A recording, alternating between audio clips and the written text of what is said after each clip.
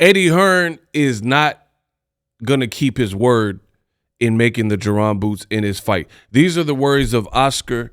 I do believe he makes a strong case to be. Clap back Thursday's own Oscar De La Hoya.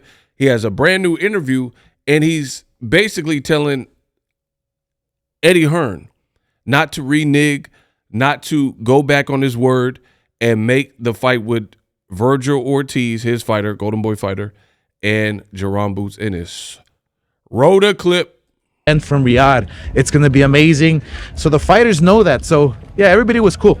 Wicked. I spoke to Virgil yesterday. He said there's talks ongoing, him potentially fighting here in Feb. Can you give us shed any light on that? Would that be Jaron Ennis? Would you want it to be Crawford? Who would you want it to be? No, I mean, I'm sticking to what Eddie Hearn said, and hopefully he keeps his word that Virgil Ortiz versus Boots Ennis is next at 154 pounds. Two quick ones. Did you see Mike Tyson's weighing? So he says, I'm sticking to what Eddie Hearn said. Eddie Hearn said that he wants this 5 versus 5. He listed Jaron Boots Ennis and Virgil Ortiz as one of the fights he wants, and he said, so let's keep it rocking.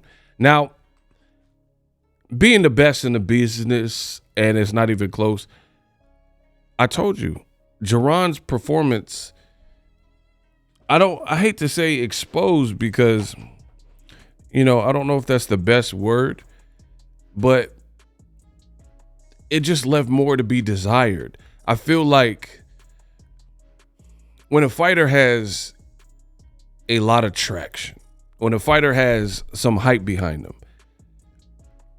you have to live up to that hype. And it doesn't even have to be your fault. It could be completely the media. The media, anointed you, or your promoter, whoever. It doesn't matter who put you in this position. You got to rise to the occasion. And given all of the ingredients, the fact that Boots Ennis already fought Karen Chukadasian, so you already had experience with him. People just expected a much better performance than what he gave. If anything, you got to look at it and give Karen Chukadasian all the credit. He was out in Philly. He was the one that was considered the runner because he ran in the first Jaron Ennis fight. He lost almost every round, and then he came back in the rematch despite losing the rematch. I don't think anyone disputes that he lost the rematch too, but it was just a better showing and a better effort with a completely different game plan. So you got to respect that.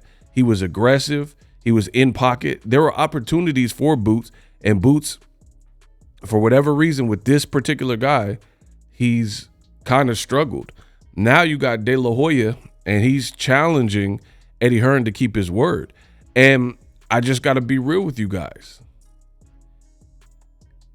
To me, that's not really the performance you would like to have had and then go into a fight in a new weight class with a Virgil Ortiz Jr. You know what I'm saying? Because boxing is about timing, ebb and flows. So I think if you're going to move to a new weight class, you want to look like Terrence Crawford did, right? That would be the better situation as opposed to Errol Spence. Errol Spence, last fight at 147, dropped 3 times, stopped. You would much rather be in Crawford's position of he's the one that did the dropping and the stopping of Errol Spence, became 2X undisputed, then he moves up to 154, which is probably why we've seen Crawford back in the ring with Madrimov before we've seen Errol Spence come back, because he was coming off a loss. Now, Boots didn't come off a loss, but still, it wasn't a performance that I think you could rate highly.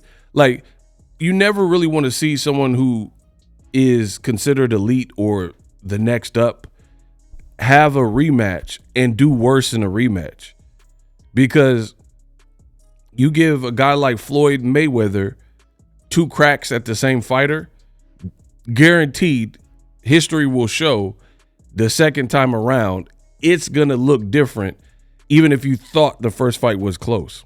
Like when Floyd fought Marcos El Chino Ole Chino Maidana, or when Floyd fought Castillo. Those second fights, he pulled away and there was way more separation. There was no one who could even argue for a trilogy, because now you've seen in 2 fights who the better fighter was with Maidana and Castillo. I know a lot of people want to bring up Castillo and like hold this over Floyd's head, but 8 months later, his next fight after he got the surgery because he had something wrong with his rotator cuff, I believe, he came back and he showed you he's a better fighter. And then Castillo went on to lose to Corrales and stuff like that. So it is what it is. You can't really fault if you have a chance to right your wrongs and like create the separation. You either did or didn't. Look at Andre Ward versus Kovalev. Andre Ward, people said it was too close for comfort. Came back, different approach, new training camp, destroys Kovalev, makes it look easier and stops Kovalev, becomes the first to stop Sergey Kovalev, right? You look at Jermell Charlo, close fight with Tony Harrison, close fight against Brian Castano, comes back, stops both of them. So Jaron Ennis didn't do that. He didn't do what Jermell Charlo did, which is, hey, there's a disputed fight or people said I didn't look good in my fight. I'm going to show you in the Harrison fight. And I was at that fight, by the way. And I'm going to show you in the Castillo fight or Castano fight that I'm better. And he came back and stopped. So I think with all the hype that Jaron Ennis has, people kind of expected a little bit more of that. And we got almost like since Jaron Ennis has become a champion, it looks like a regression. And the competition, the crazy part about it is this. It's not like the competition has elevated to like a Crawford level fighter or even Bakram Murtazaev or Madrimov. So it's not like he went up in class and now he's just fighting fights and the guys are getting tougher. You fought the same guy and then looked that great. So the momentum's definitely with Golden Boy and Virgil Ortiz. That's why they popping off and feeling it, because Virgil Ortiz, he's had opportunities to have tune-ups and, acclimate to the weight. So I don't know. It's looking like a 50-50 fight to me. And now De La Hoya is so confident that he's saying, I hope Eddie Hearn don't back out. And the crazy thing is, you never really heard De La Hoya talking like this about Virgil Ortiz versus Boots, because I, for one, wanted to see the fight for several years. And that's why it's very important to keep your stock high in the sport of boxing. Because if you don't, the piranhas and the vultures and the scavengers, they will come out, and once they see like, okay, this guy is beatable, this guy is hittable, okay, he can't dodge a left hook, that's when everyone becomes inspired. So you have to each time out be and show up and be the best you. Like, there's certain players, like they used to call Michael Jordan Black Jesus, right? Certain players like Kobe Bryant, the Black Mamba. Certain players like Allen Iverson. Opposing teams hated going against these certain players because they know every time you're going up against Jordan, buckets.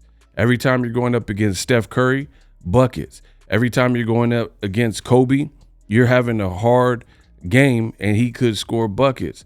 You're going against Allen Iverson in his prime, high levels of energy on both sides of the court. It's hard to keep up with.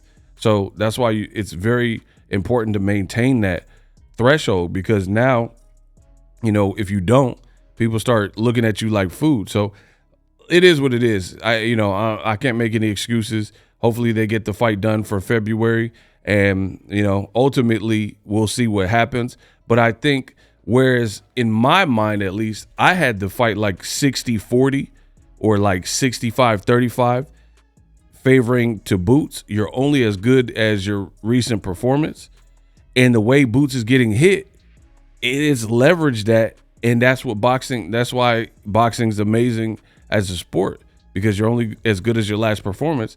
Now what I'm looking at is looking pretty even. It's looking like a 50-50 fight where, given the right training camp and game plan and, all the little intangible things, that's a tough fight for both fighters, Let me know what you guys think, but De La Hoya tells Eddie not to chicken out. We'll see what Riyadh season does, and if they can give us that fight in February. They promised a big card, so stay tuned.